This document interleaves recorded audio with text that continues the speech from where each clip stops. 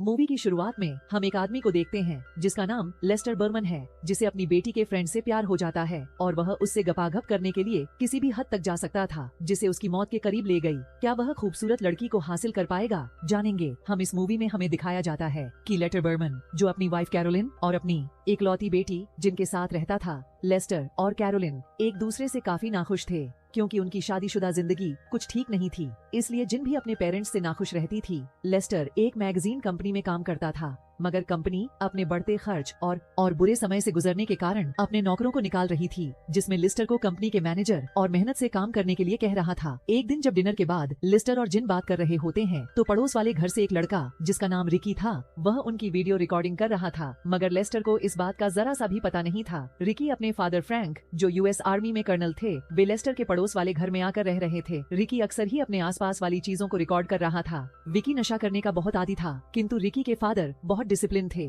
इसलिए वह रिकी की नशा छुड़ाने की बहुत कोशिश की। इसलिए वह हर 6 महीने में उसकी यूरिन टेस्ट करवाते थे, ताकि वह यह पता कर सके कि वह दोबारा ड्रग्स नहीं ले रहा। मगर रिकी उन्हें हर बार गलत यूरिन सैंपल देता था, ताकि उसे सच्चाई का पता न चले। अब रिकी ड्रग्स लेने के साथ साथ ड्रग्स बेचने लगा था और इन पैसे से उसने काफी सामान खरीद ली थी। वही कैरोलिन भी एक रियल स्टेट एजेंट होती है और इसे भी एक घर बेचने के लिए काफी मकज्जत करनी पड़ रही थी, मगर वह उस घर को बेच नहीं पा रही थी और इसी बात पर वह बहुत गुस्सा और काफी दुखी हो जाती है। अगले दिन जैन के स्कूल में एक बास्केटबॉल के मैच के दौरान जैन की एक डांस परफॉर्मेंस चल रही थी, जिसमें लेस्टर और कैरोलिन दोनों मौजूद थे। जब डांस परफॉर्मेंस चल रही थी, तब लेस्टर की नजर अपनी बेटी के फ्रेंड एंजेला पर पड़ती है। एंजेला को देखकर लेस्टर हवस का प्यासा हो जाता है और उसके बारे में गहराई से सोचने लगता है। इस परफॉर्मेंस के बाद से लेस्टर पूरी तरह से एंजेला के ख्यालों में खो जाता है और नई नई नजरों से एंजेला को देखने लगता है। एक दिन एंजेला और जैन स्कूल में होते हैं, तो रिकी भी वहाँ आ जाता है। रिकी भी उसी स्कूल में एडमिशन ले लिया था। वह एंजेला और जैन से बात करके वहाँ से चला जाता है। एक दिन लेस्टर और कैरोलिन एक पार्टी में जाते हैं, जहाँ पर लेस्टर कैरोलिन को काफी बेइज्जत फील करा रहा था, जिससे परेशान होकर कैरोलिन काफी नशा कर लेती है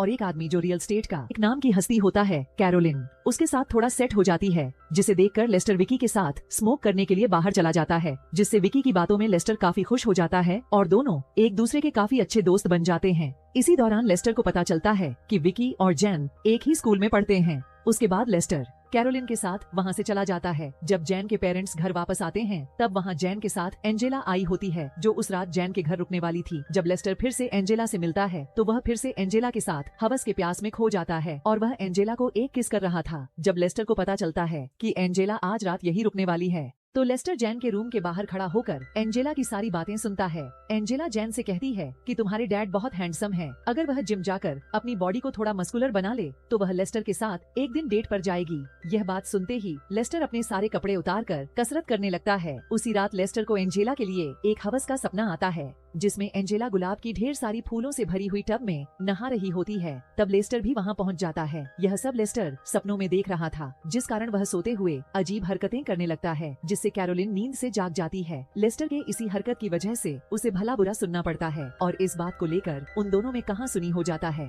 और पहली बार लेस्टर कैरोलिन पर हावी हुआ था, जिससे लेस्टर बहुत खुश हो जाता है। अगली सुबह लेस्टर अपने आप को फिट करने के लिए दौड़ लगाना और कसरत करना शुरू कर देता है। लेस्टर ने विकी से जो ड्रग्स लिए थे, उसके इस्तेमाल से लेस्टर को बहुत कॉन्फिडेंस आ जाता है और वो अब कैरोलिन को भी शांत कर देता है और अपनी कंपनी में जाकर उन्हें मुंहतोड़ जवाब देकर नौकरी छोड़ देता है। तभी हम देखते हैं कि कैरोलिन रियल स्टेट के किंग बॉबी से अटैक्ट होने लगती है और जैन भी रिकी के करीब आती जा रही थी। लेस्टर और कैरोलिन के बीच दूरियां बढ़ती जा रही थी। डिनर करते समय वह आपस में लड़ना शुरू कर देते हैं। तभी जैन नाराज होकर अपने रूम में चली जाती है। फिर कैरोलिन उसे मनाने चली आती है, लेकिन लेस्टर की बात से दुखी होकर कैरोलिन जैन को एक जोरदार थप्पड़ मारती है। यह सब रिकी अपने घर से रिकॉर्ड कर रहा था। जैन अपनी पेरेंट्स से बहुत नाराज थी, इसलिए वह अपने सारे कपड़े उतार कर रिकी से रिकॉर्ड करवाने देती है। अब लेस्टर, कैरोलिन और जैन ने अपनी अपनी लाइफ में अपनी खुशी खोजना शुरू कर दिया था। एक दिन जैन और रिकी मजे करने के बाद आपस में बात कर रहे थे। जैन अपने फादर से बहुत परेशान थे। जिस तरह लेस्टर एंजेला को देखता था, जैन को यह सब पसंद नहीं आता था और वह यह चाहती थी कि उसके फादर यह सब हरकत करना छोड़ दे। इसी दौरान वह कहती है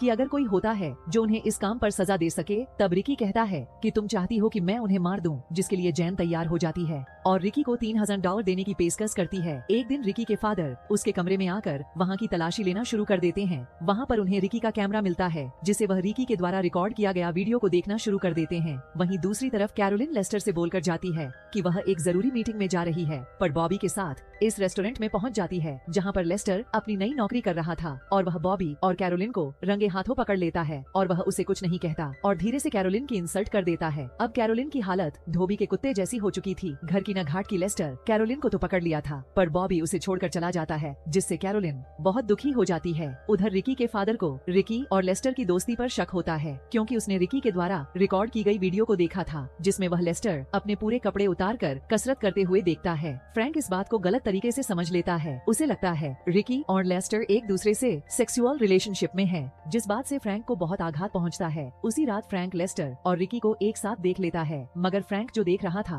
वह पूरी तरह सच नहीं था, बल्कि रिकी लेस्टर को ड्रग्स का माल देने उसके घर गया था और फिर रिकी ड्रग्स के पैसे लेकर वापस घर लौटता है तो फ्रैंक रिकी के रूम में बैठा होता है। रिकी के फादर को पूरा शक था कि रिकी और लेस्टर एक साथ सेक्सुअल रिलेशनशिप में इन्वॉल्व है, जिससे फ्रैंक रिकी को मारने लगता है। रिकी इस बात का फायदा उठाकर अपने पिता से अपने आप घर से बाहर निकलवाने के लिए उकसाता है, जिसमें रिकी कामयाब हो जाता है और फ्रैंक उसे घर से बाहर निकाल देता है। उसके बाद तुरंत रिकी जैन के घर पहुंचता है और उसे साथ लेकर न्यूयॉर्क चलने के लिए कहता है। तब एंजेला जैन को रोकने की कोशिश करती है, मगर जैन उसकी बात नहीं मानती और उसे बदसूरत और बोरिंग कहकर उसकी इंसल्ट कर देती है, जिसमें रिकी भी जैन का साथ देता है और वह भी एंजेला को वह बदसूरत और उबाऊ बोल देता है, जिससे एंजेला को बहुत बुरा लगता है और वह रोते हुए उस रूम से चली जाती है। दूसरी तरफ रिकी का फादर फ्रैंक लेस्टर से मिलने आता है। बाहर बहुत तेजी से बारिश हो रही थी। फ्रैंक पूरी तरह से भीगा हुआ था। फ्रैंक अपने इकलौते बेटे को घर से निकाल देने से पूरी तरह से टूट चुका था और वह लेस्टर के पास आकर रोने लगता है और उसके गले लग जाता है। गले लगकर लेस्टर फ्रैंक को एक किस करने की कोशिश करता है, मगर लेस्टर उसे तुरंत रोक देता है और कहता है कि तुम्हें शायद कोई गलतफहमी हुई है, और वहाँ से फ्रैंक वापस चला जाता है। और दूसरी तरफ कैरोलिन भी लेस्टर के द्वारा पकड़े जाने से दुख और निराशा में गिर चुकी थी। अधिक रात होने पर भी वह घर वापस जाना नहीं चाहती थी। वह लेस्टर से आंखें मिलाने के काबिल नहीं थी और वह अपनी गाड़ी से एक गन निकालती है और वह घर की तरफ निकल जाती है। लेस्टर जब किचन में होता है तो उसे एंजेला एक अंधेरे कमरे में बैठी दिखाई देती है। एंजेला और जैन के बीच में कहासुनी के कारण एंजेला अपने आप को बहुत बुरा महसूस कर रही थी। तब एंजेला लेस्टर से कहती है कि मेरी जैन के बीच लड़ाई हो चुकी है क्योंकि मैं तुम्हें पसंद करती हूँ। लेस्टर धीरे से एंजेला के पास आता है और उसे मनाने की कोशिश करता है। लेस्टर एंजेला से पूछता है तुम्हें क्या चाहिए, मगर एंजेला उससे कुछ बोल नहीं पाती। फिर एंजेला लेस्टर से पूछती है। लेस्टर एंजेला को एक सोफे पर लेटा देता है और उसके कपड़े उतारने लगता है। लेस्टर जब एंजेला के साथ अपनी सारी प्यास बुझाने की कोशिश करता है तो एंजेला उससे कहती है कि यह सब उसके लिए पहली बार है, जिससे लेस्टर एक पल के लिए चौंक जाता है और रुक जाता है। मगर एंजेला लेस्टर के साथ सेक्स करने के लिए तैयार थी। लेस्टर को यह महसूस होता है कि वह एक अनुभवी और बड़ा आदमी है, जबकि एंजेला 16 साल की